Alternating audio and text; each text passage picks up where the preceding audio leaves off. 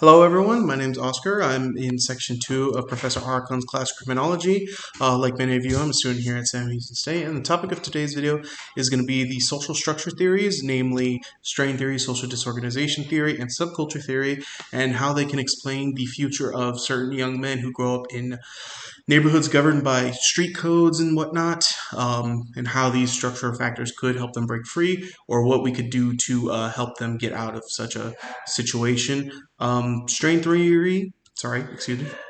In particular, I think is a good starting point. Mustafa in the video explains that, excuse me, that his mother was the main was the only parent in the household, and she did her best to raise him, although didn't have the time between working and having to experience poverty. He also describes how the strain of living in poverty kind of led her to certain vices like alcohol that took even more time away from raising her children. Sadly, this is something we see in the real world, and but when we recognize things like this and how economic strain in particular leads to crime, and more specifically, in Mustafa's case, with his mother unable to properly care for him. And I think that leads directly into social disorganization theory, where the crime becomes as a result of the breakdown of societal bonds and community structures. And in particular, his relationship with his mother, who was the only parental figure, as his father was not in his life.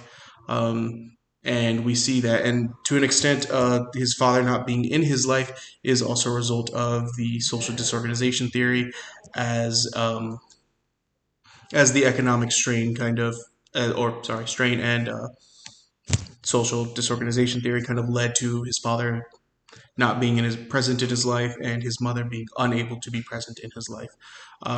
And once again, when we see the social disorganization theory, that kind of pushes right through to subculture theory, where when he's unable to make the bonds of um, his own parental figures, a subculture forms where things like gang violence and sort of street codes become the deciding factors of life.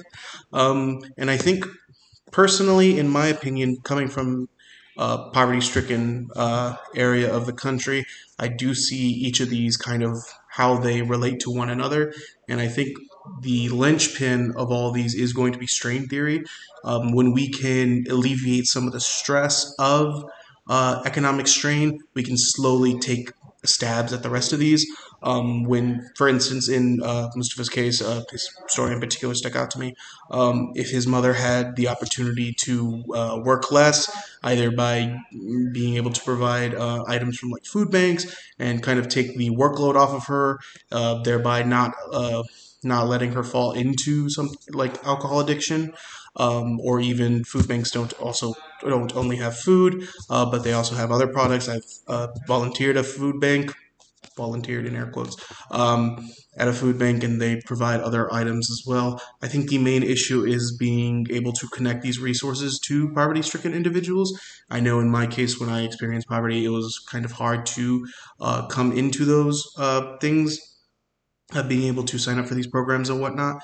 But I think when we take a first step at strain theory and look into why people are experiencing these hardships, we are able to, one step at a time, from being able to alleviate economic strain, we're able to recreate these social bonds that were affected by the strain, and thereby preventing things like subculture, uh, violence, and what we can go from there. So, in my personal opinion, from my own experience and my learning in this class, I think strain theory is the linchpin of the poverty to criminality pipeline. Thank you.